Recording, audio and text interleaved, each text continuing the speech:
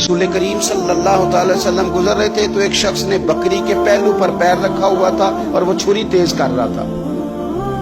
यानी बकरी को उसने गिराया हुआ है, लिटाया हुआ है और पहलू पर पैर रखा हुआ है और साथ साथ वो छुरी तेज कर रहा है। तो नबी पाक सल्लल्लाहु अलैहि वसल्लम ने क्या खूबसूरत बात इरशाद फरमाई।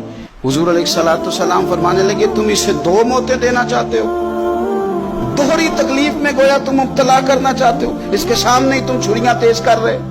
हुजूर फरमाने लगे, दो मौतें देना चाहते हो, चाहिए था कि पहले से ये सारे औजार तुम्हारे तैयार होते तो उस दिन किसी इमरजेंसी का शिकार ना हो। 3 दिन शरीयत ने इसीलिए तो रखे थे, इसलिए तो वक्त रखा था। आप इस तरह का कोई माहौल ना बनाए जिससे जानवर को भी तकलीफ हो, अजियत हो।